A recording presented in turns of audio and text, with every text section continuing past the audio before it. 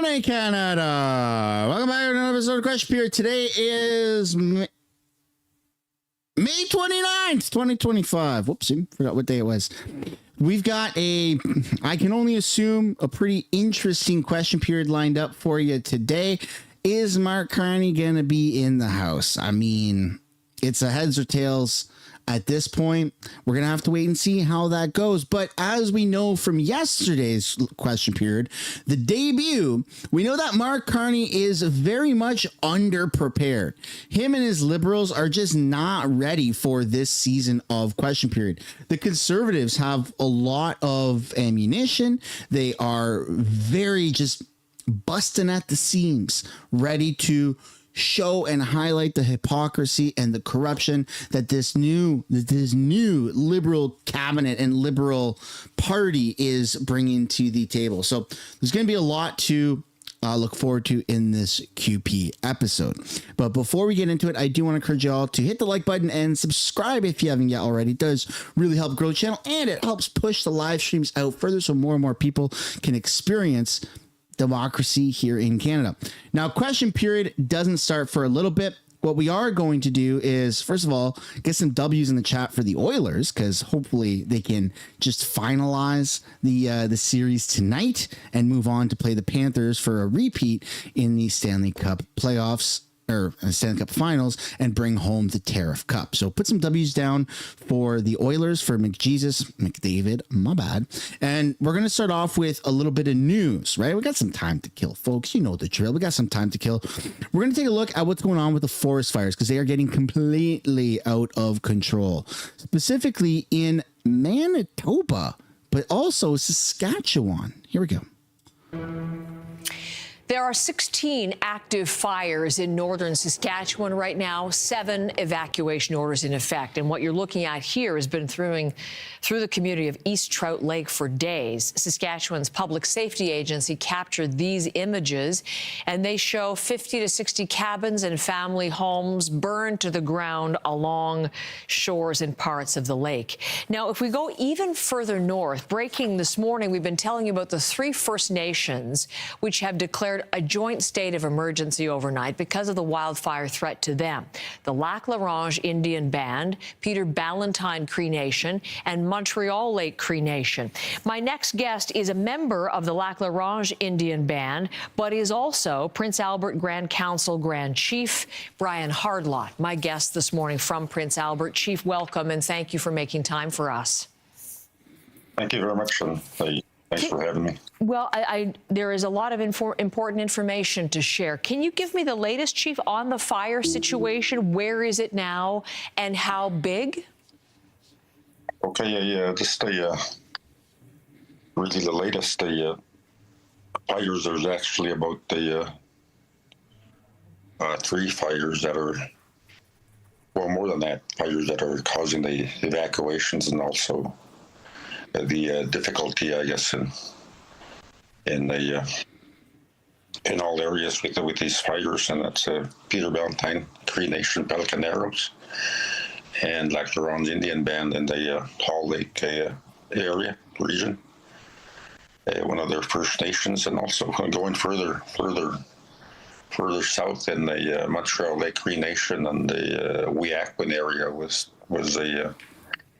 evacuated last night, and I was in Wiyakwan to maybe about 12 o'clock last night.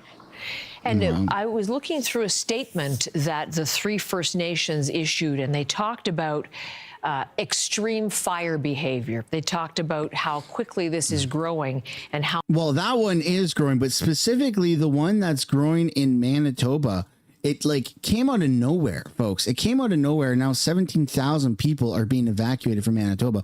It literally went from no fire to an insane blaze. We're talking something that usually takes days to build up to. Super, super bizarre. The wildfire situation in Western Canada is growing more dire. Manitoba is under a state of emergency as fires spread. About 17,000 people are under orders to evacuate. It is the province's largest mass evacuation in recent memory.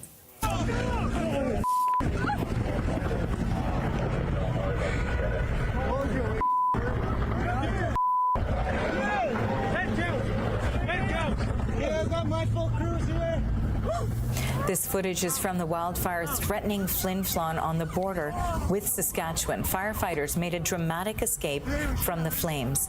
The video was shot just across the border in Saskatchewan, and that's where the fire started. The fire is now endangering communities in both provinces.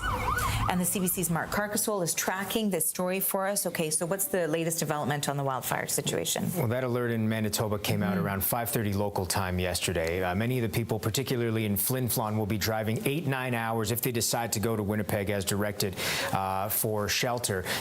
Officials are not quite sure how many will actually do that. Many might pull over some way partway through to stay with friends or family, or instead they're likely not going to get hotel accommodation, as it sounds as though all the hotels throughout the region in between the two are pretty much booked out at this point. And this is why Premier Wabkanu has asked anyone who has a large space that can be utilized in and around Winnipeg to house people in the meantime from Flin Flon to please step up, pitch in. You will be called upon to do so, so be ready for that call, and he's hoping that everyone will say yes. Wabkanu and Flin Flon, that takes some getting used to if you're not used to those types of names. It's kind of crazy because normally when a wildfire gets out of control, it takes several days to get there, right? And get to the point that Manitoba's fire got to in just a matter of hours, like just a few hours. And Wabkanu, the premier for Manitoba, actually reached out to Carney, Prime Minister, and said, "Hey, man, we need some military help. Like right now, this is beyond our means. We don't know what the heck is going on." And Carney, without even any hesitation, without any bureaucracy, just said, "Yep, you got it. No problem." Which is interesting because Justin Trudeau usually went through the bureaucracy ropes. He would say, "Okay, well, there's a proper chain of command. When you go through certain things, you take it up the ladder and then you get the right process, you get the right approval or whatever." But that wasn't the case with Carney. Carney just said, like, he was just writing that, like, how I view it, right, is he's just got a pen and paper. He's at his desk. He's writing stuff down. Someone says, "Hey," Wabkanu pulls up his phone and says, "Hey, man, we need some help." And he just goes, "Yeah, take it. Whatever you need. Go ahead." Like, that's kind of how it happened, is how I view it, right? For the purpose of this analogy. That's kind of neat to just see immediate response for the federal government to help with the fires like this, because this is going to be a horrible season, folks. I don't know if you guys have a contingency plan. I don't know if you guys are ready with a bug out bag or, external batteries or Starlink. And if you're ready to hit the road, what your plan is in case you have to evacuate where you are, but it potentially could be a pretty freaking bad summer. It's off to a pretty bad start. He says that this will be the largest evacuation Manitoba will have seen in most people's living memory there. 17,000 people, as you mentioned, Arthi. The majority of evacuees headed to Winnipeg, but not all of them. We'll get to that in a moment. In terms of the Flin Flon evacuation, you're talking about 5,000 residents, and the fire is now about 20,000 hectares in size. So keeping a close eye on it. Manitoba Premier Wabkanu on the National yesterday says that there are a lot of resources required here because they're dealing with a lot of people, not just in Flin Flon, but across Manitoba. So they're working closely with the federal government on this. Flin Flon is a well-known community to many, so you're talking about 5,000 people in the city proper, maybe 6,000 counting some of the surrounding cottage areas and other homes in the region, who just like that were ordered to leave their homes, to pack what they needed, and to head here to Winnipeg. At the same time, some really large First Nations community within that same window of time also had to make the call to evacuate, and so we ran that up the chain to the Prime Minister and the federal government, and of course coordinating with local municipalities, First Nations, us as a province. That's how we're working together.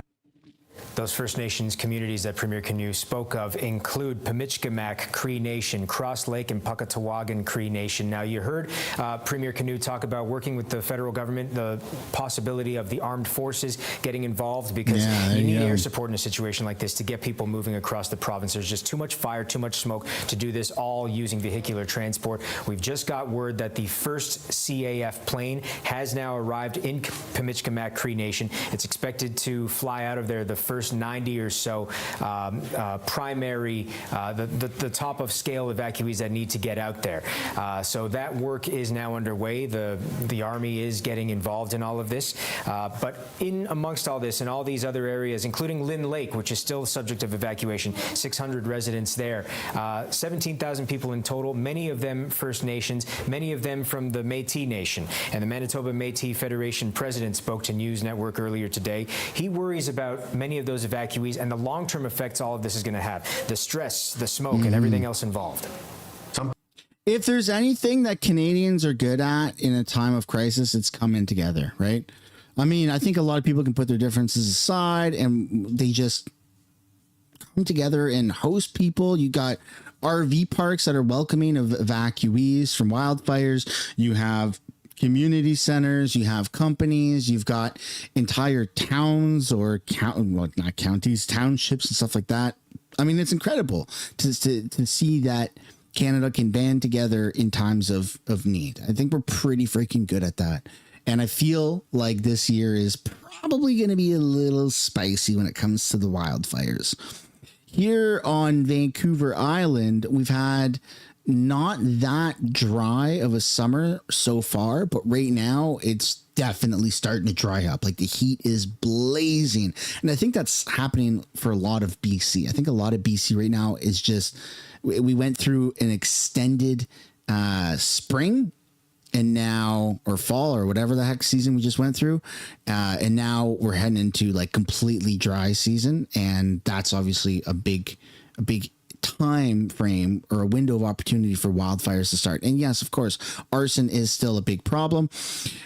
Hopefully it stays to a minimum. I mean, we've seen over the years arson, a lot of wildfires are started by people specifically committing arson or, just throwing cigarette butts out unknowingly or keeping, campfires ablaze overnight or when they leave and stuff like that. So just be mindful if you're out in the bush, you're out doing stuff that you're not starting a fire. Like Ryan, right? Ryan started a fire. All right, now let's take a look here at what Carney's Liberals table a $486 billion spending plan. Conservatives call it out of control. Dakin is taking a closer look at what's in them and what's missing. David. Well, Donna, the spending plan tabled in Parliament this week gives Canadians really the first outline of how the Carney government's finances will be different from the Trudeau government. Honourable Prime Minister. Mark Carney promised more fiscal discipline, and he plans to spend $486 billion this year. That's about the same as the Trudeau government did last year. But even that is too much for the Conservatives. Just like Justin Trudeau, Mark Carney's spending is absolutely out of control. In fact, it's worse. This week's spending plan is certain to change in the fall once it is updated with the $24 billion in new spending commitments the Liberals made during the election campaign. The plan really is a first step, a baseline, and one required to essentially keep the government's lights on. Still, MPs will be asked to vote on it without the benefit of having a budget, which would detail how the government plans to raise the revenue for all this spending. With the economic storm clouds moving in, how is it possible not to have a budget this spring? Moreover, MPs will be asked to vote on this spending with few details about it, though the government promises ministers will provide details later. There will be extensive examination with ministers being accountable for those sums in the House of Commons, more than that has ever occurred in recent memory. Now, MPs will have to vote. That's like the Liberal way of speaking like Trump. That's hilarious. We're going to have the most sophisticated budget that we've ever seen. That's literally how Trump speaks, except in a liberal fashion. It's going to be the biggest, it's going to be the best that you've ever seen in recent history, except without the same voice. It's more like with a lisp, like it's going to be the biggest and the best that you've ever seen in recent history. Oh my goodness. Dude, that's so funny that the Liberals are so against Trump, yet they're so similar to Trump. Oh my goodness, man. It's just so funny. The hypocrisy and the irony is so funny. This next piece here, we're taking a look at tariffs on Canada and how the world blocked by U.S. trade court. Kind of an interesting piece.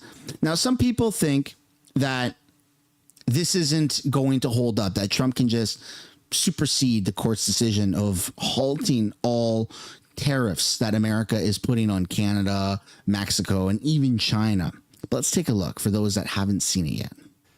The U.S. Court of International Trade ruled on Wednesday that U.S. President Donald Trump does not have the authority to impose his sweeping Liberation Day tariffs or his fentanyl-related duties against Canada and Mexico. The ruling marks the first major legal pushback to Trump's broad use of tariffs to upend global trade. Global's Washington Bureau Chief Jackson Prosco joins us now with the details. So, Jackson, what exactly did the court say?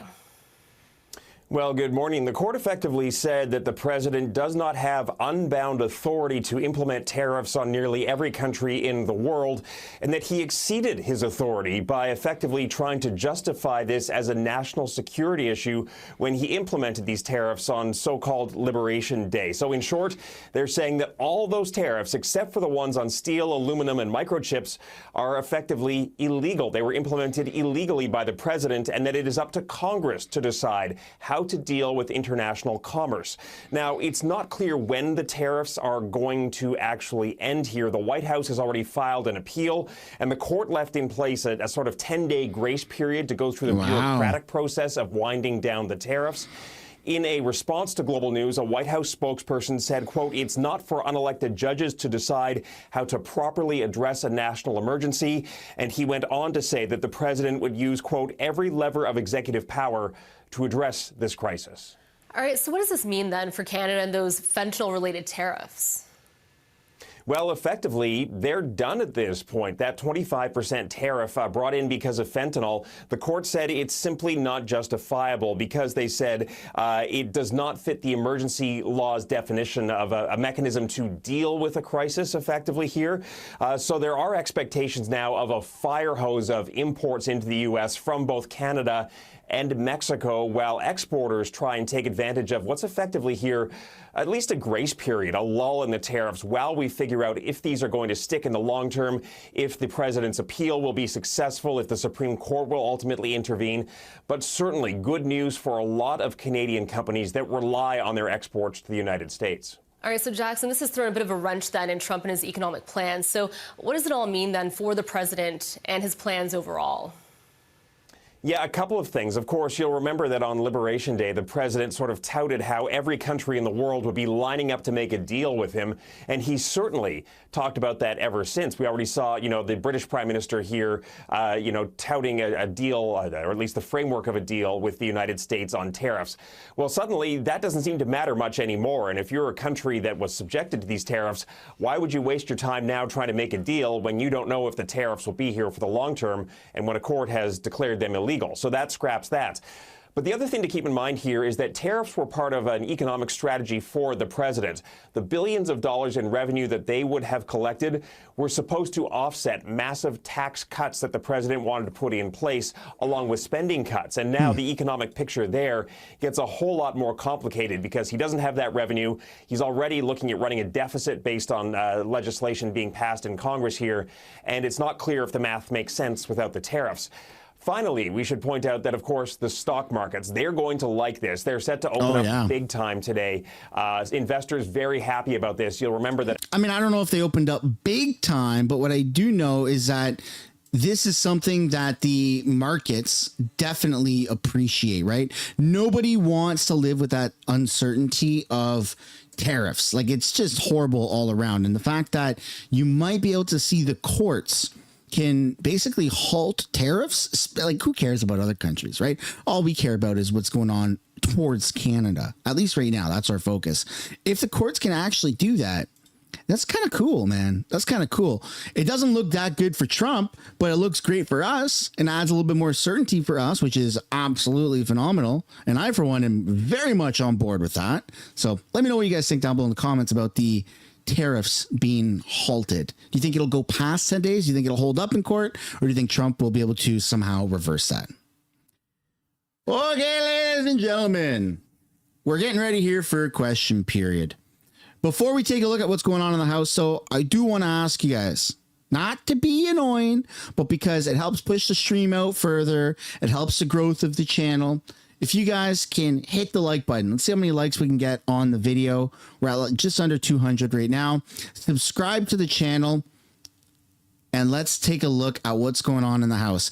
I know what you're all thinking. It's different. It sucks. It's not that good with Pierre. I don't know. It feels weird. You're valid to feel that way about question period right now. It does feel weird. It does kind of suck. And it feels empty without Pierre Poilievre. But at least we got each other, not to sound cheeky. At least we have each other and the community, the chat. We've got ways to entertain ourselves and to make fun of the politicians anyways, without Pierre doing it for us. But we are here. We're going to take a look at what's going on in the House, and let's just have a good time. Let's have fun today, huh? Let's have fun today.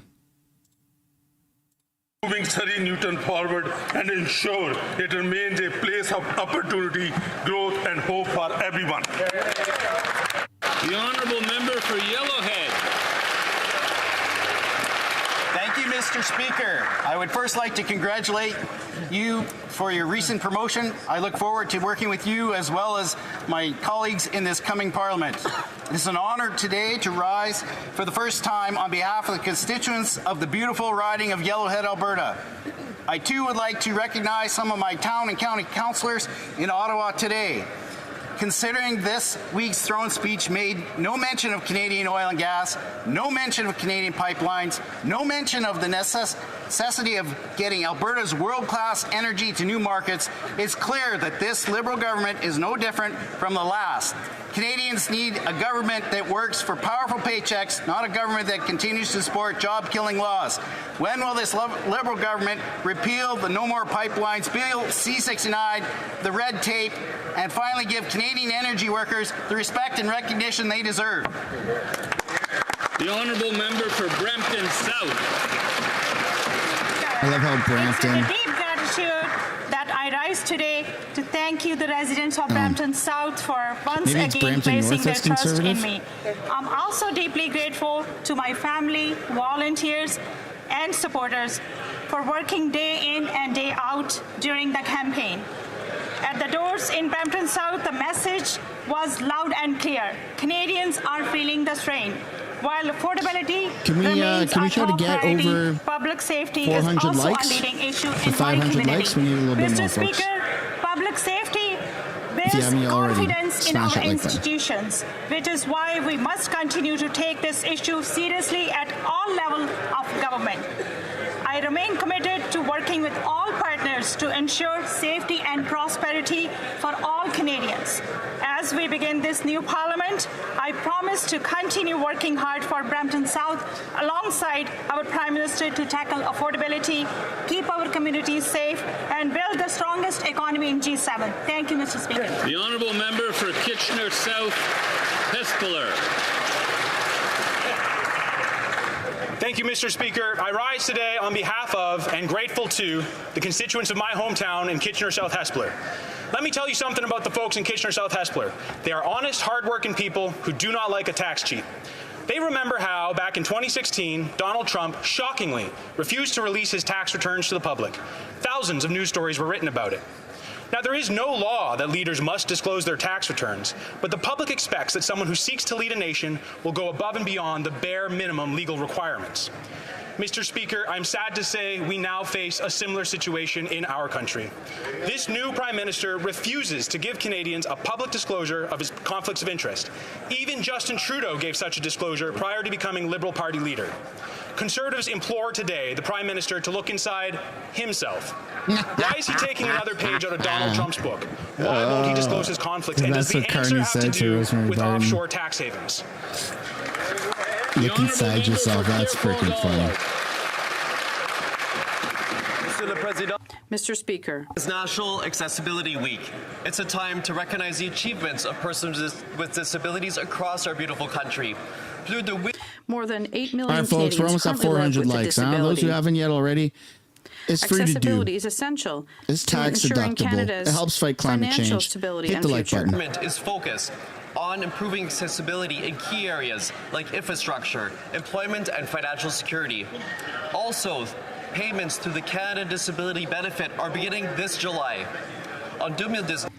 In 2019, our government introduced the Accessible Canada Act. And since then, we've made a lot of progress.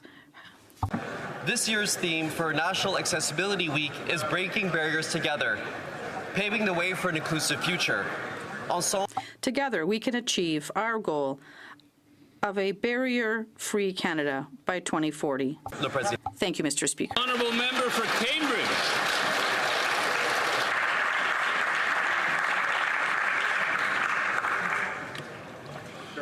Thank you, Mr. Speaker. Today I rise for the first time to represent my Cambridge community.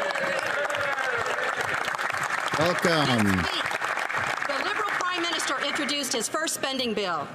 It's worse than Justin Trudeau's. He inherited a bloated Liberal government and promised to spend less. But this first spending bill, it spends 88% more than Trudeau did in his last year. It's a $500 billion spending spree with no budget. Single moms, seniors, and small businesses must budget before they spend. Why can't a supposedly brilliant banker, a man with a plan, do the same? And no, this isn't about investments. Consultants alone get a record-breaking $26.1 billion, costing every household in Canada $1,400. He promised to cap spending at 2% in his throne speech. The same afternoon, he introduced a bill boosting overall spending by 8%. Is this why the Prime Minister did not table a spring budget? To hide his broken promise to rein in his out-of-control spending? Well said. Honourable member for Davenport. Mr. Speaker, in my constituency of Davenport, we recently celebrated the 100th year anniversary of the Alexander G. Muir Building, currently the home to the Alexander Muir Gladstone Avenue Junior and Senior Public School, also fondly known as AMG. It is named after the Scottish-Canadian poet and educator Alexander Muir, who composed the lyrics to the Maple Leaf Forever, and who also served as the school's first principal. Educating generations of family members, AMG fosters a strong learning environment where all students are valued and respected. Evolving with the community and the times, AMG is a reflection of the dreams and aspirations of our nation, where education is the key to prosperity, and where no matter what your background or financial situation in Canada. Oh.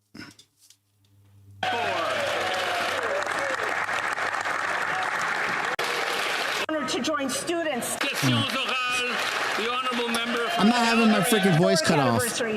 No, we're going back and we're doing the intro. Oral questions. Guess over. Honourable leader, representative of the Conservative Party, 72C.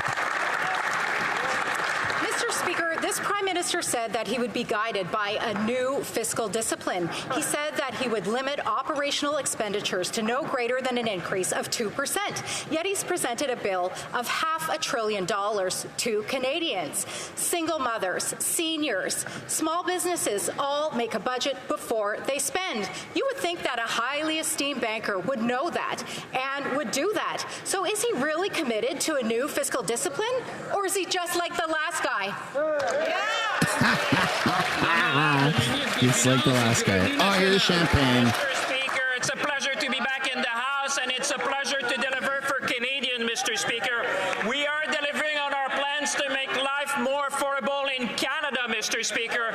The first measure we introduced was a tax cut for 22 million Canadians. There are Canadians in our riding that are going to benefit from the tax cut. We're eliminating GST on first-time home buyers for their new house, Mr. Speaker, and we are removing the consumer carbon price from law, Mr. Speaker. Together, we're going to build Canada strong, and I hope the Conservative will join us in that. Then why did the gas prices skyrocket? Well, Mr. Speaker, Liberals never learn and they never keep their promises. The Treasury Board President said in the last Parliament that she would find savings of $7.1 billion on high-paid consultants. Instead, this government is now spending another $6 billion on high-paid consultants. The Prime Minister said that he would limit increases in operational spending of no greater than 2%. Yet he's presented a $500 billion bill to Canadians. So who is the Prime Minister going to choose, Canadians or his friends? Right. Yeah. Wow. There's some W sound for Ms. Cusi. Mr. Speaker, it is very clear we have already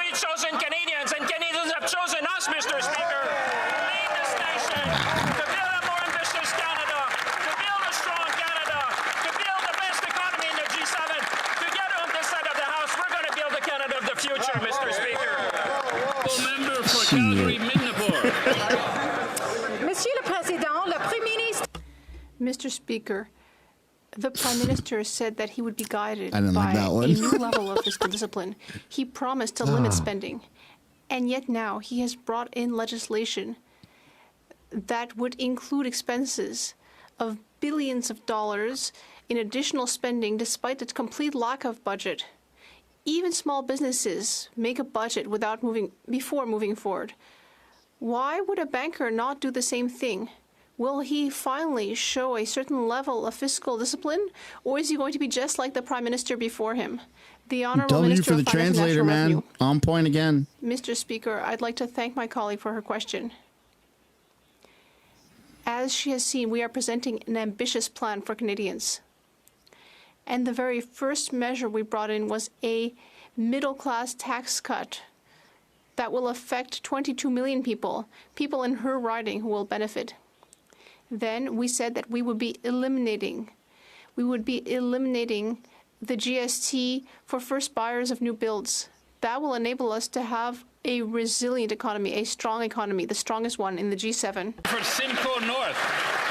Mr. Speaker, the Prime Minister is asking Parliament to approve almost $500 billion in spending, up 8% from last year. Nothing says spend less and invest more like spending more money on high-priced consultants and contractors. That's going up to $26 billion a year, over 35% increase. Wow. Is the kind of change this government trying to deliver to push civil servants out to bring their friends and high-priced consultants like McKinsey back in? Oh, good question. Wow.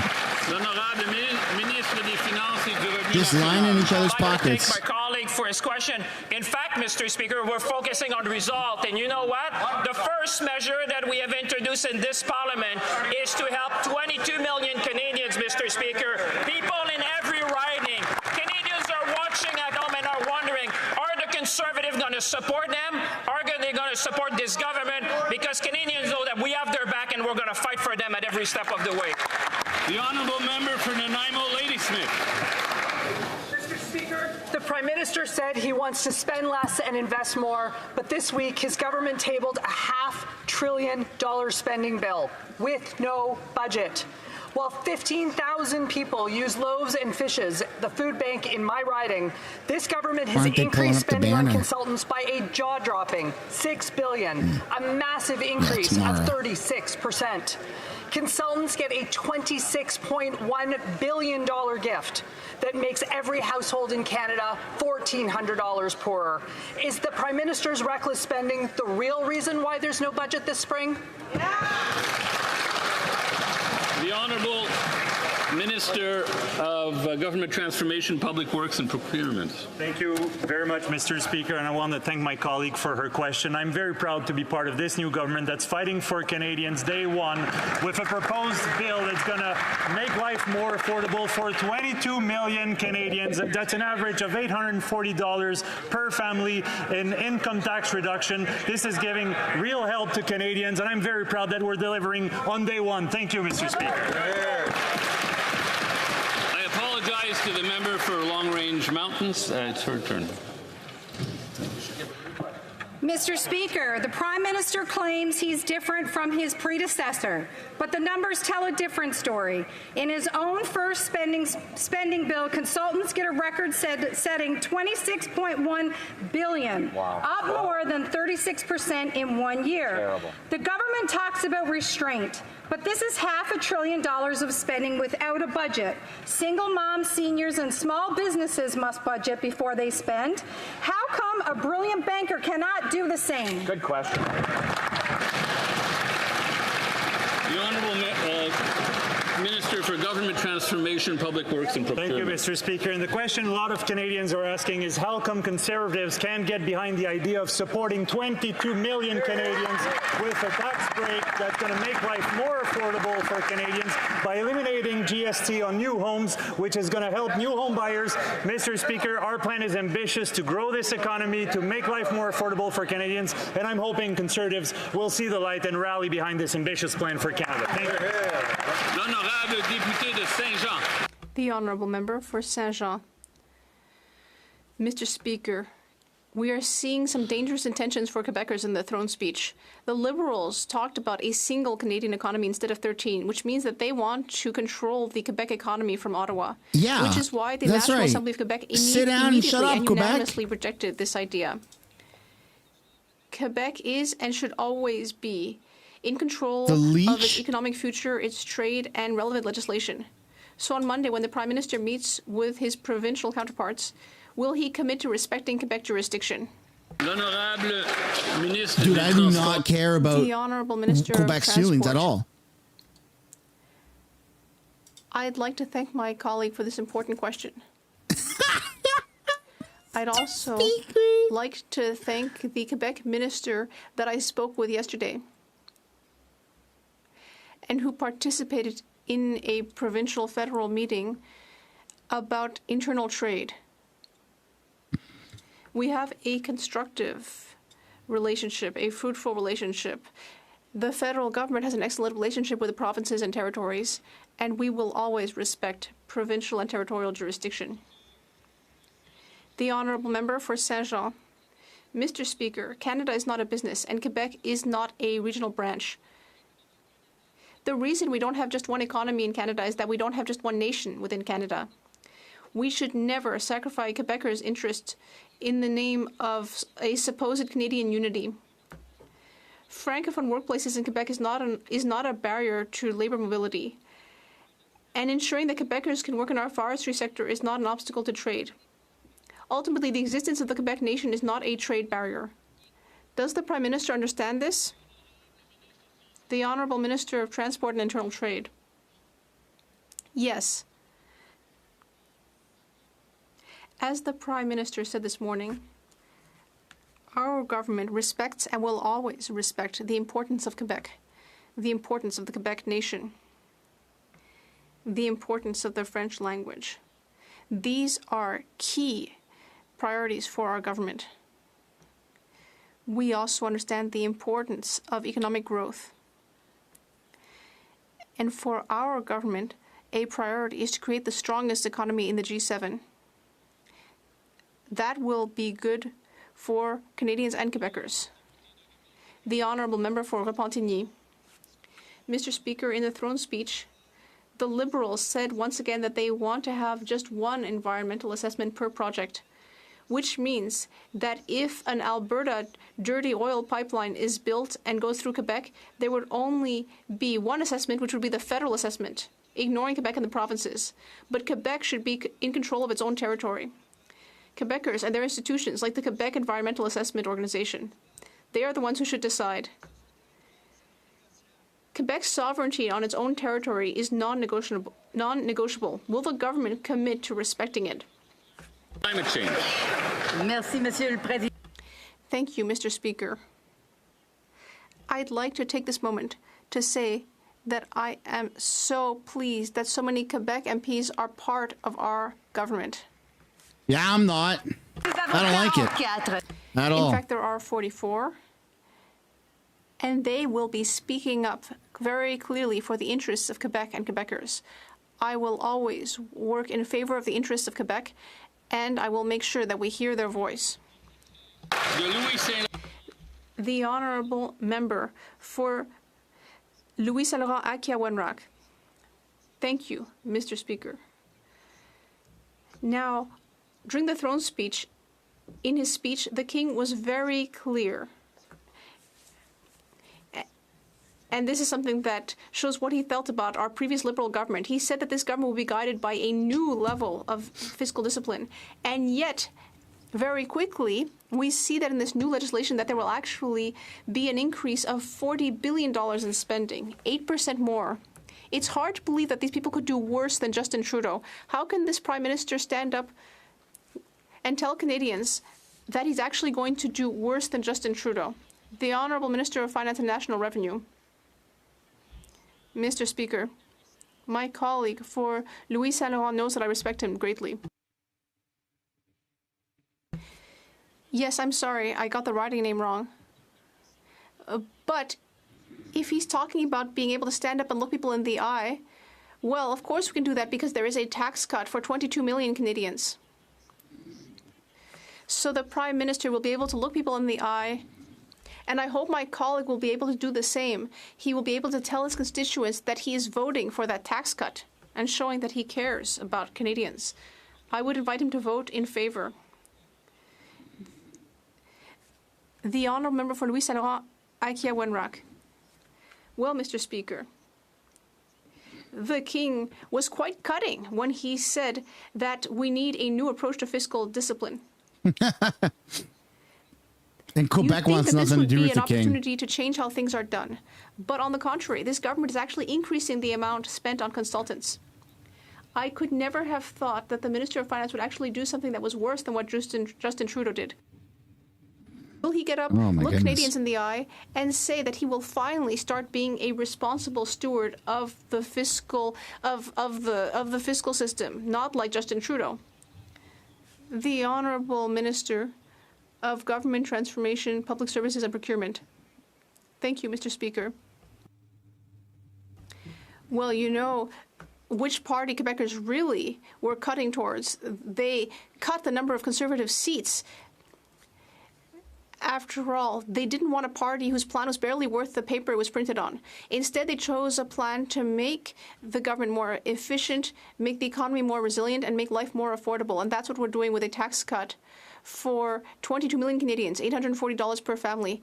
I hope the member across the way will support that plan. The honourable member for Sherwood Park, Fort Saskatchewan. Your most important job is probably your first job because it starts you on the road to your career. But after 10 years of Liberal failures, that road is blocked for 1 in 7 Canadian young people. This is already an unemployment crisis with 100,000 more job losses coming. Now, rather than address this crisis, these Liberals continue to waste billions on consultants, a $6 billion increase. Why are they choosing a great job market for elite Liberal insiders and consultants and a terrible job market for Canadian young people? Well said. Put some W's in the chat, huh? Well said. The Honourable Minister of Jobs and Families. Mr. Speaker, I share the member opposite's deep and profound concern to ensure that Canadian young people get opportunities across this country, especially in their first job. And that's why it's so exciting that Canada Summer Jobs will provide almost 70,000 jobs this summer. Great first-time jobs for young people all across the country. These are quality employers, quality jobs, and I look forward to hearing about them in my own riding. The Honourable Member for Sherwood Park, Fort Saskatchewan. Mr. Speaker, that minister has sat around the cabinet table for more than 10 years, and unemployment is steadily going up. It's actually at the highest point it's been in 10 years outside of the COVID period. We have an unemployment crisis, and Liberals are making things worse with another outrageous spending bill. This Prime Minister wants to spend even more than Justin Trudeau. So how can they ask Parliament for another $400 billion blank check with no budget, no plan for jobs, no plan to address the pain that their policies have caused? The Honourable Minister of Jobs and Families.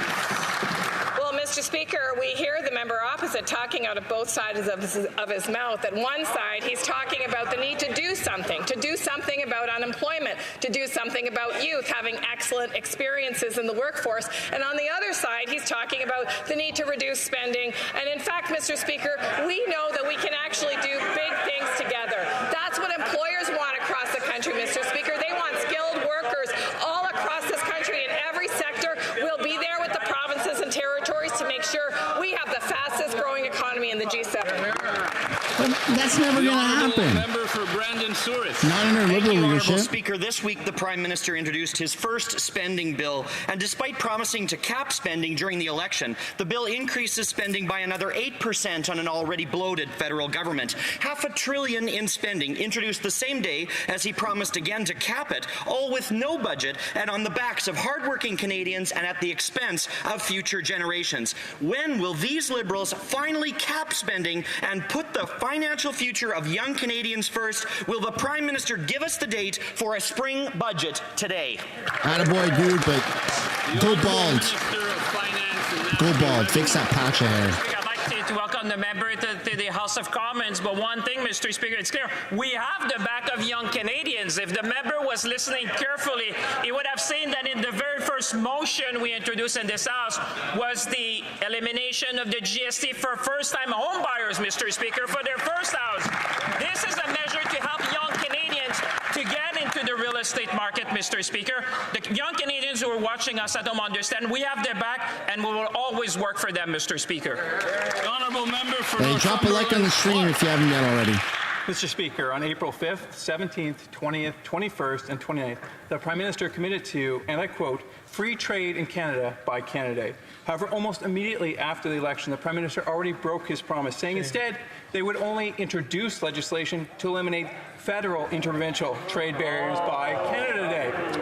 Simple question, why did the Prime Minister mislead Canadians? The Honourable Minister of Transport. Man, it's like it's a thing that Liberals do. Delighted to get a question on internal trade from the Conservatives. We don't agree about a lot of things, but I think everyone in the Conservative Party and in the Liberal Party agrees that free trade in Canada will make us all richer. And that is why I have a question for my Conservative counterparts. You're not in a position to ask the questions, your government. Will the Conservatives vote for our free trade in Canada by Canada Day legislation? We're counting on you. Canadians are counting on you. The honourable member for Mission, Matchquee, Abbotsford. Mr. Speaker, small businesses are struggling with the complexity and obscurity of the customs notice. For a government program that was designed to help businesses, the CBSA is causing turmoil, time and money for many in manufacturing and its supply chains. On May 20th, the department quietly issued an updated notice on its interpretation of the scope, narrowing the order. Why, in this time of uncertainty, should businesses be left to navigate costly and consequential red tape from this government? Don't they understand that livelihoods and Canadian businesses are on the line? The Honourable Minister of Public Safety. They don't care. Thank you, Mr. Speaker. I'd like to thank my colleague opposite for this question. He has brought this to my attention a couple of days ago, and we are looking into this situation, and I will look forward to responding to him in the next couple of days. Thank you, Mr. Speaker. Couldn't even read it before it disappeared. Mr. Speaker, even under their new leader, the Liberals are spending way too much. The Prime Minister promised that he would limit the increase in spending to 2% a year, but instead we're hearing that actually he's going to raise spending by 8% this year, and that's before the tax cuts and nearly $2 billion in new spending that he wants to pass this session. It's very disturbing to bring in these measures without even giving us a clear picture of the public finances. Will this Prime Minister table a budget instead of governing exactly like Justin Trudeau did? The Honourable Minister of Finance and National Revenue. Mr. Speaker, I have a great deal of respect for my colleague, for Berthier-Masquet-Longer, as he knows.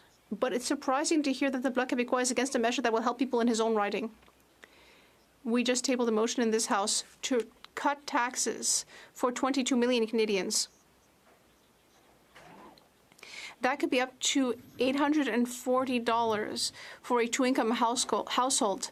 This will be great for people in Berthier-Masquet-Longer, and people in that riding are expecting their MP to be there for them and to vote in favor of this measure. The Liberals are not there to help you. The honourable member for Berthier-Masquet-Longer.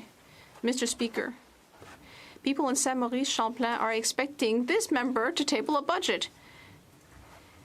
It's a little bit like this Prime Minister looked at the Trudeau spending and said, just watch me. In fact, we can only expect him to show up in this House wearing Adidas sneakers. This Prime Minister is showing that he simply intends to be the fourth edition of the same old Liberal government. Once again, he's trying to make people believe that they can keep spending while reducing taxes and somehow without increasing the debt. Well, let them then show us how they plan to do that. Let them table a budget. The Honourable Minister. Well, this gives me an opportunity to thank the voters in Saint-Maurice-Champlain who have sent me here for a fourth consecutive mandate, and I will fulfill my mandate with humility and conviction. And indeed, we will be proposing a budget in the fall very soon. It will be an ambitious yet prudent budget. which will enable us to build the Canada of tomorrow. That's exactly what Canadians expect from us, that we build a strong economy, the strongest in the G7. A resilient, strong Canada. Member for Cloverdale, Langley City. Mr. Speaker, I recently talked with a young fellow who said, unless my parents die and leave me this house, I will never own one. Now, that's a reality for many young Canadians. So imagine their shock when they hear that the new housing minister says that home prices don't need to come down. Under this former mayor of Vancouver, house prices shot up 179%, rent up 50%, homelessness up 40%. If he didn't fix it then, doesn't see a problem now, how much more expensive does he plan to let things get? The Honourable Minister of Housing and Infrastructure. Mr. Speaker, my thanks to the member opposite for the question. We are spending many days this week with mayors and councillors from across the country here for the Federation of Canadian Municipalities meeting here. And I would caution the members opposite to be insulting our local government officials who we are partnering with. Shut up, nerd. We will deliver a cut to the GST for first-time home buyers. That's right. We're going to see a $50,000 savings for first-time home buyers delivered by this new government. Yeah. These losers can't handle criticism. Richmond Hill. Mr. Speaker, the housing market in the GTA is descending into complete chaos. New data shows GTA home sales are the worst since the market crash of the 1990s, falling 89% below the 10-year average, and condo sales fell 94% below the 10-year average. Home prices are too high for buyers and too low for sellers. Sellers can't sell, buyers can't buy, builders aren't building. The report warns that there will be a massive housing shortage in just 2 years. Can the Prime Minister tell us why he refuses to present a budget immediately to provide much-needed help for both buyers and sellers? Yeah. We want the budget, man. Throw some W's in the chat for the budget. We want the budget right now. Speaker, the critical piece that we need to invest in is more affordable housing across Canada right now. And we are doing that by delivering a GST cut for new home buyers. We are doing that by reducing the costs of housing through development cost charges. We're working in partnership with local governments to deliver that. We have to be sure we build more affordable housing for young people and those most vulnerable across our country. Honourable member for York, Durham. Thank you, Mr. Speaker. New data out this week shows that home sales in the GTA are down 89% below their 10-year average. That's not a slowdown, Mr. Speaker. That is a market stall. What's the Prime Minister's response? A GST proposal that industry has dismissed, saying it will not improve affordability. So my question to the Prime Minister, what is his plan today, not in September, for buyers who can't buy, sellers who can't sell, and builders who can't build? The Honourable Minister of Housing and Infrastructure. Why is this new guy here? Thank you, Mr. Speaker. Taking the questions when I should be the Prime Minister. Coming with the GST cut for first-time home buyers. We are seeing a stall in the market as people wait for that cut. We hope that the members opposite will support that cut. That's right. They should. We're also going to focus on building more housing on the affordable end of the spectrum. That's what the young people of Canada need. That's what we need to deliver in this House for the people of Canada. Member for Oshawa. Mr. Speaker, the price of the average home in my hometown of Oshawa has gone up 121% since 2015. According to Equifax, a record number of Ontarians are missing mortgage payments now, up 71.5% since early 2024. A TMU professor said, the first thing you make sure you do in life is pay your mortgage. But people aren't doing that because the whole system is so broken now. This Liberal housing minister, former mayor of Vancouver, comes to us with an already broken record of sky-high prices and surging homelessness. So why should Canadians trust him to do the job? The Honourable Minister of Housing and Infrastructure. Thank you, Mr. Speaker.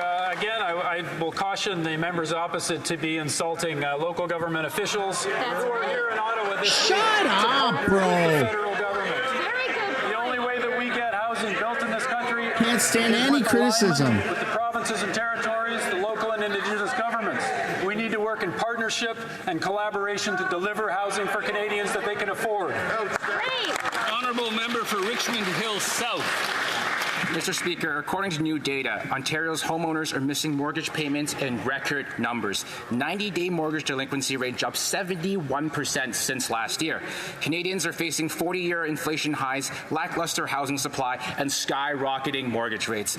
And what does the housing minister have to say? That prices don't need to come down. As Vancouver's mayor, he oversaw rent going up 50%, home prices up 179%, and homelessness up 40%. Can the Minister of Housing tell Canadians how many more families must fall behind before his government takes action and finally tables a budget? Did they put a banner? Whose party is that? Is it the Conservatives? Thank you, Mr. Speaker. Thank you, Mr. Speaker. To the member opposite, we have real challenges with housing across this country, and we have to address the affordability. We also have to tackle the trade war that we face with the United States. The tariffs are having an impact on Canadians. No, they're impacting not. Affordability. They've just they're been impacting blocked. Our markets, and that's why No, they're not. the actions of our Prime Minister and our ministers in addressing the challenges we face with the U.S., growing the Canadian economy, and ending this trade war. Member for Brampton Centre. After years of delays, uncertainty, and economic damage, it's undeniable that Bill C-69, the No More Pipelines bill, has been an absolute failure for Canadians.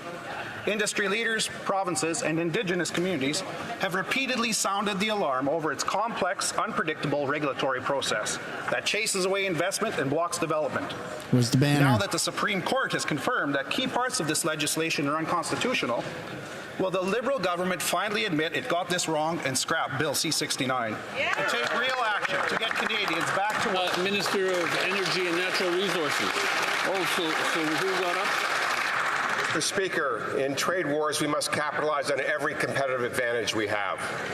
This means working with provinces, territories, Indigenous peoples, and proponents to make Canada an energy superpower.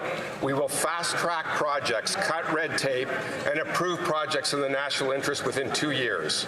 These activities will build the strongest low-cost, low-risk, low-carbon economy in the G7. Member for Brampton Centre.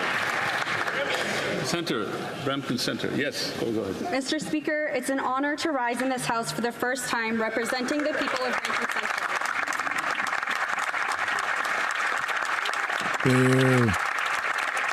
I want to thank my family, friends, Sit down, Greg and Fergus. constituents for all of their love and support. Our constituents from across Canada sent us to Ottawa to deliver them real results. Can the President of the Treasury Board share with this House what we are doing to bring down the cost for Canadians? To the Treasury Board. Mr. Speaker, I'm honored to work with the newly elected member for Brampton Centre to deliver results for our community and for all Canadians. Canadians elected a new government to take bold actions, and that's what we're doing with our first act. A tax cut for 22 million Canadians, new sports for first-time home buyers, and by removing the consumer carbon price. This new government is taking decisive actions to make life more affordable for Canadians and to build Canada strong. Word for word, reading off the script. When this government was first elected in 2015, they killed 16 major resource projects and chased $176 billion out of the Canadian economy. This resulted in lost jobs, thousands of lost jobs in my city alone, and Bill C. Mr. Speaker, I have been clear. We will support new pipelines if there is a national consensus in favor of them. No idea why it's doing that. China. With our country facing American tariffs, we must strengthen our energy and natural resources. What tariffs, bro? They blocked There is it. no question energy is Canada's power. We will help build the strongest economy in the G7, create jobs for Canadians, and give the best cards to our negotiators at the negotiating table. Canada's new government will win this trade war. Oh, my goodness. Liberals, man, just fear-mongering. Mr. Speaker, Conservatives and Canadians know that if you pay more taxes to the government, the weather will not get better. Conservatives have been standing up for Canadians and against the carbon tax for more than a decade. This Prime Minister made a big splash in March when he told Canadians that he would axe the carbon tax. After the Conservatives pleaded for years, finally his government removed the consumer carbon tax. Now, will the Prime Minister also repeal the industrial carbon tax so Canadian companies and industries can compete in the global economy? Yes or no, Mr. Prime Minister? The Honourable Look Minister at of that. Environment and Climate That's a bold thing to say. That was an interesting question, and I'm going to actually disagree with all the premises of it. But if we actually care Taxes about do solve the weather, industries, huh? then we're going to look at what's actually costing them right now, and that's the tariffs that are coming from the United States that are They've been impacting blocked, their ability dumbass. to do what they need to do. We are here standing up for Canada. We're here standing up for a strong economy. We know that that's what we need to do. That's what Canadians have to do, and that's what we're going to keep doing. No acknowledgement, Dave, that the tariffs have been blocked by U.S. court. Mr. Speaker, the Prime Minister says that half of Canada's oil needs to stay in the ground. And now he's backing that up with a production cap that the Parliamentary Budget Officer says will kill 54,000 jobs and gut $20 billion from our economy. This keep it in the ground agenda doesn't just kill paychecks, it makes us more dependent on foreign oil. It weakens our economy, punishes Alberta families and Saskatchewan families who build this country's energy sector. So I'll ask the Prime Minister a simple yes-no question. Will he scrap his job-killing production cap and finally let Canadians restore energy independence? The Honourable Minister of Energy and Natural Resources. Mr. Speaker, my goal is to get things built where there are proponents. Canada's new government will fast-track projects, cut red tape, and approve projects in the national interest within 2 years. We will make Canada strong and protect ourselves from American tariffs if we work together with Indigenous partners and our workers, but across party lines. I encourage my Conservative colleagues to join us in creating new jobs, building the strongest economy in the G7, and making Canada an energy superpower. Honourable Member for Swift Current Grasslands Kindersley.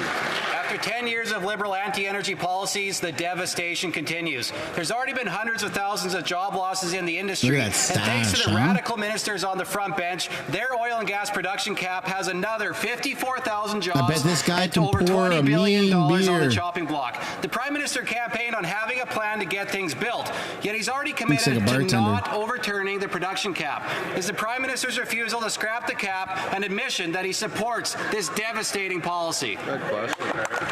The Honourable Minister of Environment and Climate Change. Mr. Speaker, after seeing under the Conservative government nothing getting built, I think that we have some lessons to learn. What we learned is that you can't actually get results if you decide we're not going to do any environmental assessments, we're not going to be consulting with Indigenous peoples. What we're going to do is we're going to make sure that we build an effective, efficient assessment system that gets projects built. That's what we committed to do, and that is what we will do. The Honourable Member for St. Albert, Sturgeon River. Mr. Speaker, when the Prime Minister was chair of Brookfield registered $30 billion of investment funds in offshore tax havens in Bermuda and the Cayman Islands, all to avoid paying taxes in Canada. And now the Prime Minister refuses to come clean and disclose his assets to Canadians. Canadians deserve to know, does the Prime Minister have any financial holdings hidden away in offshore tax havens, yes or no? Great job, Cooper. The Honourable Phenomenal question. Mr. Speaker, Canadians should feel very reassured that we have among the most stringent ethics requirements this guy for look like a public creep? office holders in the world. The Prime Minister has not only complied with all of those requirements, but has proactively and preemptively filed all of the information that the Ethics Commissioner requires. Obviously, complying with the rules is something we will always do on this side of the House. That's right. Canadians can bank on that. He looks like he would try to sell your wife some brake fluid. Mr. Speaker, the Prime Minister has been Or blinker anything fluid. but transparent, hiding behind a loophole in Canada's ethics laws to hide his assets from Canadians. And it really begs the question, why? Is it because Mr. Elbows Up himself is dodging paying taxes? Is that why? Good question. The Honourable Government House Leader. in the chat for that one. Mr. Speaker, I don't know that evoking conspiracy theories is going to advance the case of the Conservative Party. What I would say is, to repeat one more time, the Canadians should feel very reassured by the fact that we have among the most stringent ethics guidelines in the world, and the Prime Minister has not only met those requirements, but exceeded them. L'Honourable The Honourable Member for Bellechasse-les-Échemins-Lévis. Mr. Speaker, recently in Lévis, nearly 10,000 people sought food assistance, which is twice as many as in 2021. Now, there are full-time workers who can no longer put food on the table. Meanwhile, the Liberal government promises to cut spending in the morning. Then, in the afternoon, it goes ahead and increases spending by 8%. There may be a new face in the Prime Minister's office, but the same bad habits remain. Does the Prime Minister realize that his out-of-control spending is fueling inflation and forcing even more Canadians to line up at food banks, Mr. Speaker? The Honourable Minister of Finance and National Revenue. Mr. Speaker, I thank my colleague for her question. We are all concerned about this situation in the country. That's why, Mr. Speaker, the first measure our government presented was one for affordability, so that about 20 million Canadians across the country could pay less in taxes, Mr. Speaker. The best way for Canadians to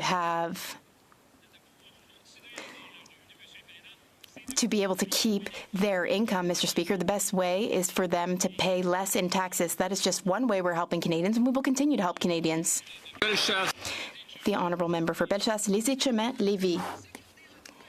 Mr. Speaker, who's profiting? Not Canadians, Man, the Frenchies but are external not holding firms, anything consultants. There are 10,000 people in my riding lining up at food banks. Can we at least have the decency to table a budget this spring, Mr. Speaker?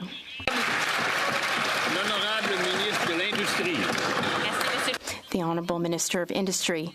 Thank you, Mr. Speaker. As you know, currently our goal is to help those who are struggling to make ends meet.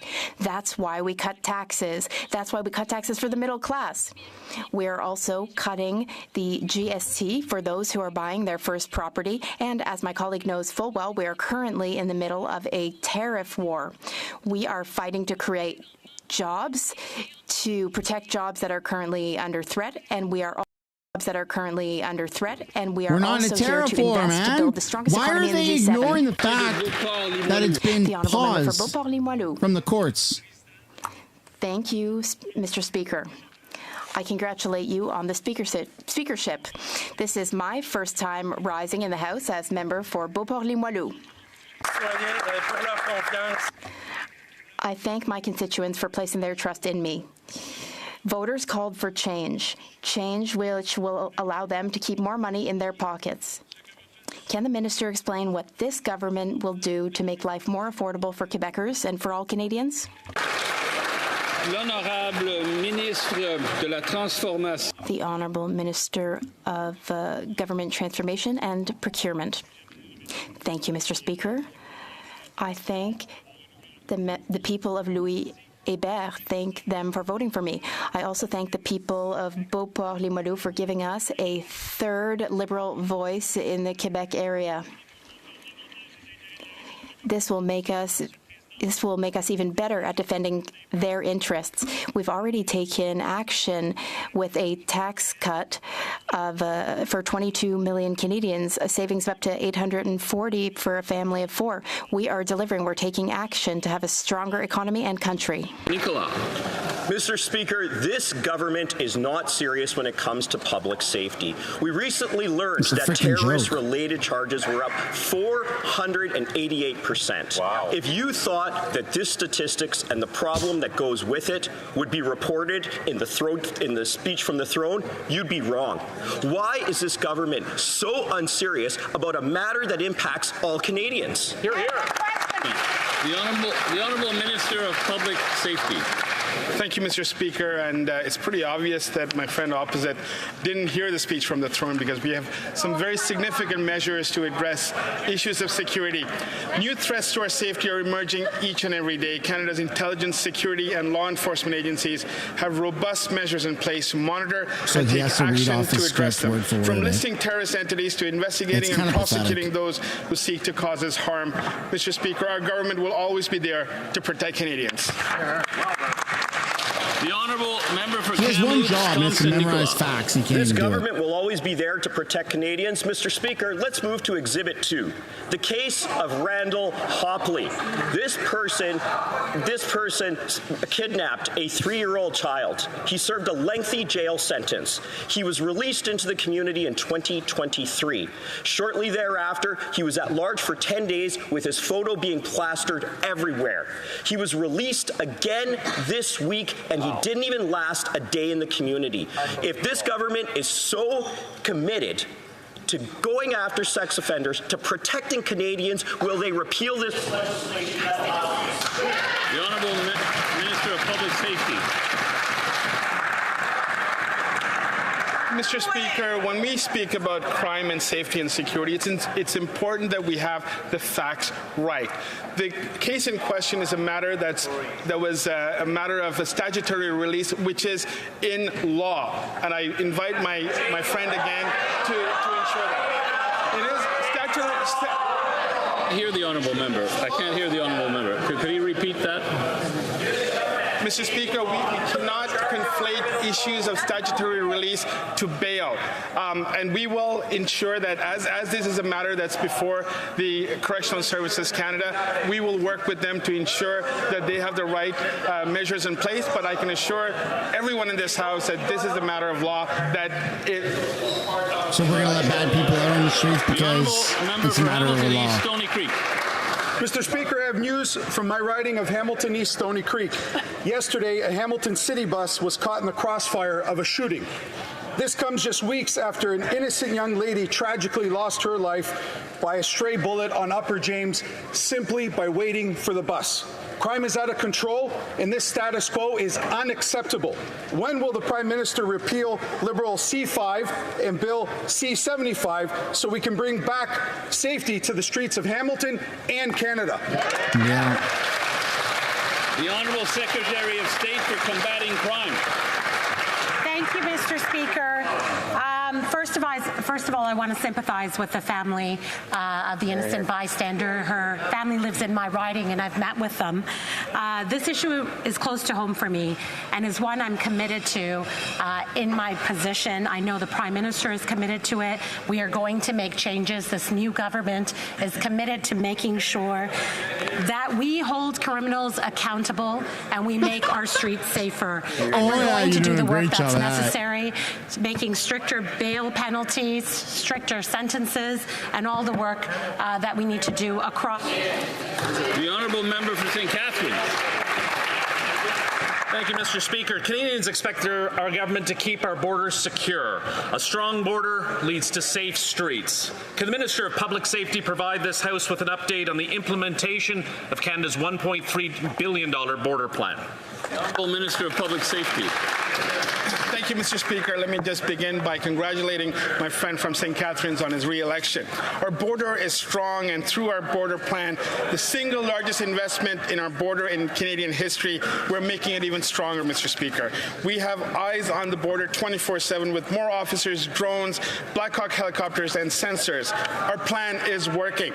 Earlier this year, we seized more than 46 kilograms of fentanyl, 122 firearms, 33 stolen cars, over 800,000 in cash, and arrested 524 criminals, Mr. Speaker. Canadians elected this government to keep our borders safe, and that is exactly what we'll do. And to keep our streets safe, dude. Why don't you also focus on Honourable that? Member for Beauce. Mr. Speaker, Canadians are worried about their economic future. Meanwhile, the Prime Minister continues to spread doubt about his own financial interests. He was with Brookfield, a business that has assets in many tax havens, which leads us to have a lot of questions. Canadians want to know whether the Prime Minister still has hidden financial assets and interests in tax havens. Will he be totally transparent in disclosing his past and present financial assets? Yes or no? The Honourable Government House Leader. A warm welcome to my colleague from Beauce, who will learn, like all other new members in this place, that there are rules. We have a code of ethics which must be respected. That's non-negotiable. the Prime Minister proactively met and even exceeded the rules of the Code of Ethics. I hope the member across the way, just like the Prime Minister, will follow the Code of Ethics. Mr. Speaker, due to the escalating climate crisis, Manitobans are being uprooted from their communities by raging wildfires. The Premier has ordered a province-wide emergency as 17,000 people in northern communities and First Nations have fled their homes. I'm not laughing at what she's talking about. I'm Evacuated to laughing at the Winnipeg fact Centre, that where Jed Mead's countless not there. people already suffer with housing insecurity and unmet mental health needs. Will this government act to ensure all communities impacted by the fires receive the health and housing resources they need? It's fate!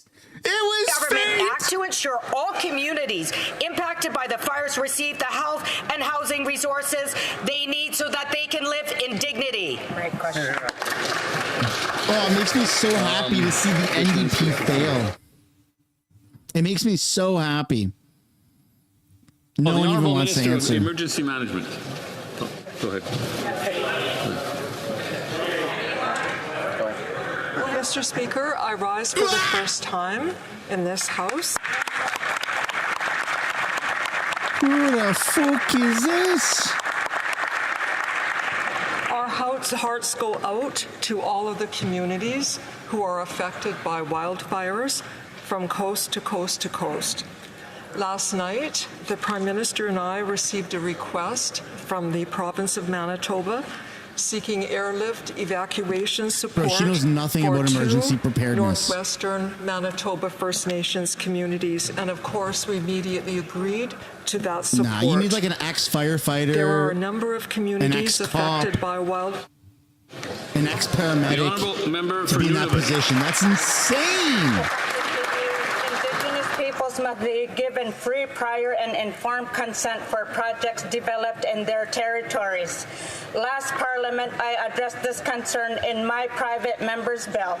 The throne speech highlighted one project, one review, and ignores UNDRIP. The Prime Minister plans to make Canada an energy superpower. No wonder the AFN is concerned. Will the minister reverse his colonial approach, or will Indigenous people's rights be violated? Seem to prop up the Liberals. The Minister of is it Crown Indigenous Relations? Indigenous Services. Crown Indigenous Relations. Crown Indigenous Relations. Thank you. Sorry about. Thank you, Mr. Speaker. We face a major challenge that requires united efforts to advance nation-building projects, making Canada's economy stronger and one of the fastest growing in the G7. The Crown, including provinces and territories, must consult with Indigenous peoples to support Indigenous self-determination. This partnership fulfills legal duties and advances reconciliation.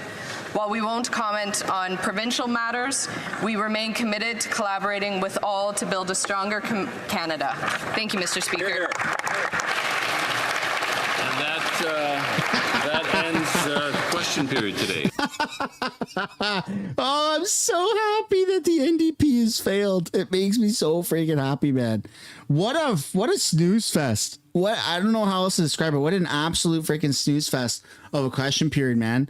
The Liberals are up to the exact same thing that they've always been up to. I mean, they don't answer questions properly. It's just a shit show. It's an absolute shit show. It's annoying. It's you think that there would be more accountability. I'm blown away at the fact that the emergency preparedness member of parliament for the Liberals is some twig who can't even talk and who can't even memorize the emergency preparedness resources that she just gave approval for yesterday. Like, what is wrong with you? There's a crazy fire happening in Manitoba.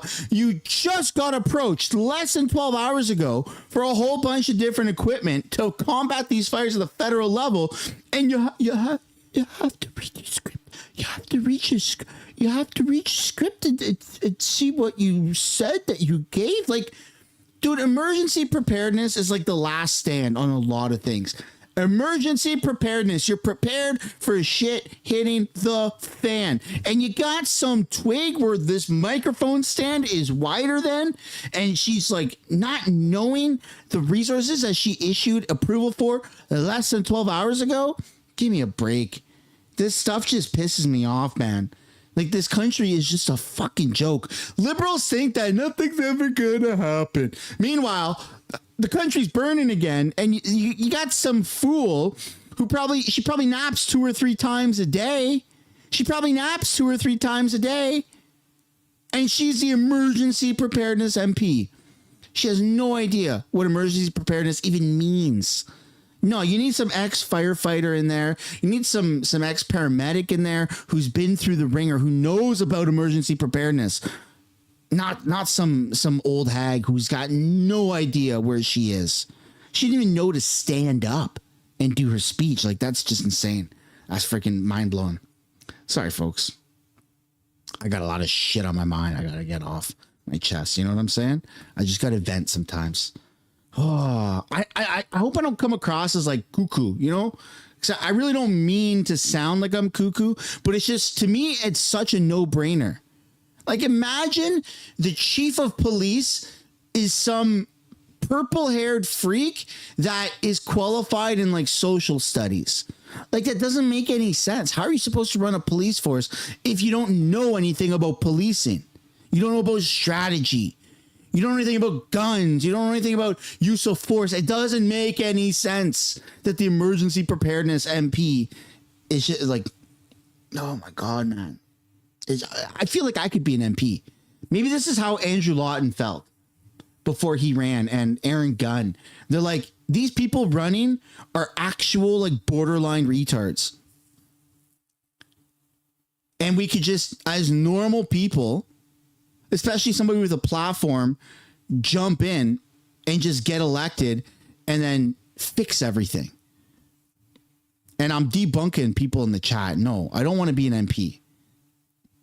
I don't, because I don't want to wear a suit. I don't like suits. I don't have a suit. I don't ever want to wear a suit. I've avoided wearing suits like my entire life. And honestly, I'm a little too hot-headed. A little bit. I would probably be very outspoken like Trump and just say like crazy shit. And I would forget what I said half the time. And then the media would be like, oh, but you said this. And I'd say, yeah, okay, whatever. I say a lot of things. Who cares? You want to solve the problem, or you want to talk about what we previously said? Like, I wouldn't have any tolerance for bullshit. I just wouldn't. Let Jasper cook. I don't have the temperament for it. No, I really don't. I'd be calling people retards, and I'd just get kicked out. I don't say that often. I shouldn't say that. I would say that. It's not like I go around and make a habit of saying that stuff. And I probably shouldn't be saying it on the stream, because it's not really that big of my vocabulary. It's just when I reach, like, you know, when I'm maxed out, it just snaps, you know, it just snaps. All right. Let's all freaking calm down, huh? It's all calm down. It's probably that coffee that's hitting. Okay, what we're going to take a look at right now is a couple news clips. We've got, we have confirmation now that this United States court that's blocking the trade, the trade deal with America that Trump is trying to do with the tariffs and all that stuff, Carney's actually responded. Mark Carney's actually responded, and he welcomes the decision. Of course he would, because that means that we wouldn't really have any tariffs anymore. Let's take a look at this. A U.S. federal court has delivered a huge blow to President Donald Trump's global trade policy. The U.S. Court of International Trade ruled that he abused his authority, and it struck down most of his sweeping import taxes. The court also blocked the 25% tariffs imposed on Canada, China, and Mexico. The White House attributed those to the flow of drugs and illegal immigrants into the U.S. The court was not asked to address tariffs imposed on some specific goods like cars, steel, and aluminum, which fall under a different law. So those still remain. The Trump administration is appealing that ruling. And just a short time ago, Prime Minister Mark Carney responded to the U.S. ruling on Donald Trump's tariffs. The CBC's Janice McGregor is in Ottawa with the details on that. Hi, Janice. So what did we hear from the Prime Minister? Today is the second day of, will be about a week of debate in the House of Commons on the government's throne speech that we heard on Tuesday. When the Prime Minister participates in this debate, normally it is an opportunity for him to reiterate, perhaps expand upon some of the key themes we heard from King Charles on Tuesday. But because we had this news late yesterday, there was kind of a new section inserted into Mark Carney's remarks this morning to comment specifically on this legal decision. So let's replay, for people who missed it last hour, this portion of Mark Carney's speech. The government welcomes yesterday's decision by the U.S. Court of International Trade, which is consistent with Canada's long-standing position that the U.S. IEEPA tariffs were unlawful as well as unjustified. That said, we recognize that our trading relationship with the United States is still profoundly and adversely threatened and affected by similarly unjustified 232 tariffs against steel, aluminum, and the auto sector, as well as continuing threats of tariffs against other strategic sectors, including lumber, semiconductors, and pharmaceuticals. It therefore remains the top priority of Canada's new government to establish a new economic and security relationship with the United States and to strengthen our collaboration with reliable trading partners and allies around the world. If you're the Canadian government, this is good news, but no one's out of the woods yet. So let's unpack why. First, of course, there is never anything certain with the Trump administration. You're going to be talking, I think, with others about the likelihood of an appeal, perhaps all the way to the Supreme Court. This White House, this is so central to the administration's strategy going forward on the economy. It's very likely to seek other powers and just reimpose these tariffs, perhaps using another executive order in the days to come. So there is no sign that this is really the end, maybe just the end of the beginning here. Also, as far as the tariffs that are most economically damaging for Canada's economy and its supply chains, important to note that this decision does not talk about the Section 232, the national security tariffs that affect steel, aluminum, Canada's automotive industry. Those are not lifted by this particular decision. Those remain in place. Those remain a fundamental irritant and threat to Canada's industries. Also, we have to... I don't think, though, that the tariffs are going to be on for that much longer. It was a strong arm thing. Maybe there was additional tariffs that got put on Canada because of the Liberal election. And now that we've seen the election gone by, we've seen how Trump responded to everything. I think we can all agree that there was no 4 or 5D chess move by Trump to get Pierre elected. In fact, it was the opposite. Trump did not want Pierre to get in. He said so. Some people believed it. Some people didn't. And now we found out, oh, yeah, no, he actually gets along with Mark Carney. So let's just debunk all of that rhetoric right now. I'm not even going to entertain that ever again moving forward, that there was some, 5D chess that Trump was doing. Now, art of the deal stuff is a whole different topic. But in terms of Pierre getting in, no, he doesn't like Pierre Poilievre. He doesn't want a conservative to be in because a conservative would be very pro-Canada and do pro-Canada things and not tolerate any interference from a foreign leader such as in America. But all of that being said, even Doug Ford, the Liberal in Ontario, well, I mean, the Conservative in Ontario, but we all know he's a Liberal in conservative clothing.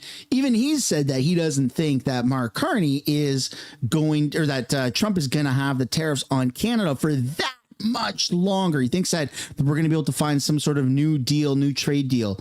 So as we're moving forward with, Carney being prime minister and doing what he does, talking about opening up our oil sector and our gas sector, if he actually does do that, I don't think that he's going to be trading as much to Europe as what he thinks he is, or what he said that he would do, I think a lot of that trade is going to go right back to America, and we're going to have tariffs removed, and we're going to be in some economic boom hand in hand with America, which is good. Like, that's good. We should be trading with America and whoring ourselves out to America within reason, and making money and making them happy, growing our military, putting more money into our infrastructure. We should be doing those things.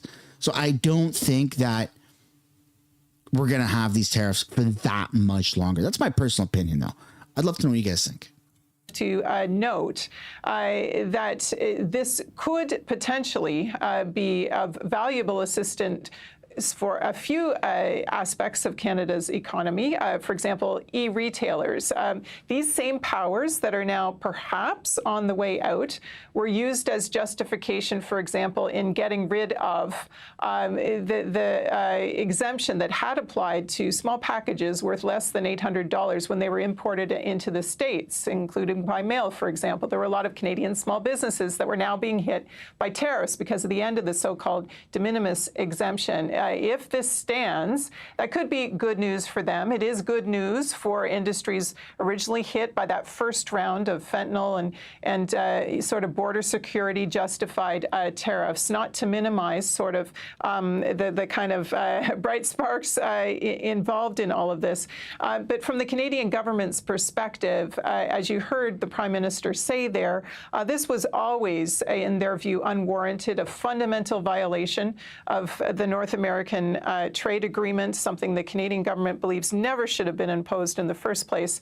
And really important to hear that very kind of last thing that Carney said, which was really a political message to the U.S., that even as they continue to negotiate what they hope would be a more durable partnership based on shared priorities and so on, that they are also simultaneously looking to deepen collaboration with other more reliable, did you hear that word, allies. A bit of a shot there at how the United States now, because of all this uncertainty and chaos, is a less reliable partner, and Canada now wanting to diversify away, something that does have a cost for the U.S.'s economy. Yeah, so, they're not going to allow that, though. Several messages happening at once there in what the Prime Minister conveyed.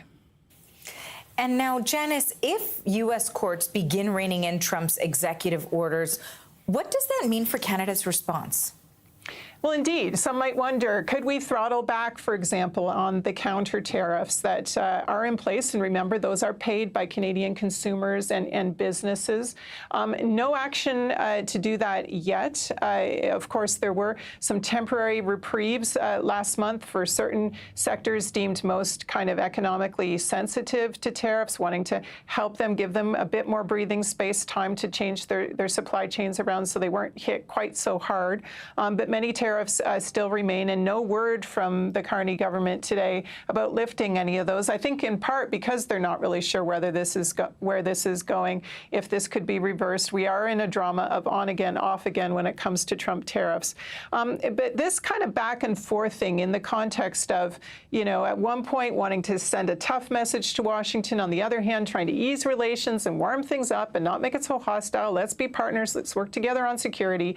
This has sometimes been a bit of a mixed message. When he kicked off a debate on the throne speech yesterday, opposition leader Andrew Scheer took note of this and kind of called the Carney government out, actually, for the way it's gone back and forth in its dealings with Washington. Elbows back up at the end of the campaign as the final days, but they didn't tell Canadians what they had done. It was elbows back down when he went and when the Prime Minister met with Donald Trump. The elbows were up, the elbows were down. It was like they were doing the chicken dance over there. So things like the crackdown on fentanyl, the new border security measures, the interprovincial trade barriers, the efforts to lower those, the things they're working with the premiers on starting this weekend, and also the economic urgency to spend more on military, on defense going forward. Those things, there are good reasons to do them even beyond tariffs. Of course, NATO partners, the geopolitical imperatives of strengthening the military right now. So it may be that in the short term, not a lot changes, notwithstanding the fact that for many Canadians, this ruling is good news. Janice, thanks for this. That's the CBC's Janice McGregor in Ottawa. And for more from the... Yeah. I mean, we're going to have to wait and see how this does turn out for these tariffs and this trade war, but I don't suspect that it'll be going on for too much longer. That, ladies and gentlemen, is probably where we're going to conclude this live stream. I want to thank everybody for tuning in to Question Period a little bit before and a little bit after. What day is it? Say it's Thursday. I don't know if we're going to be streaming Friday. Don't normally do it. Usually it's the B team. And now that the team is so cut in half, the B team is like completely new people. And I just don't know if we're going to do it, but you never know. In case I don't do it tomorrow, I'll see you back on Monday, next Monday. Peace and love, everybody. Enjoy the rest of your day. Enjoy your weekend. Go enjoy the weather. And yeah, we'll see you when I see you. Bye for now.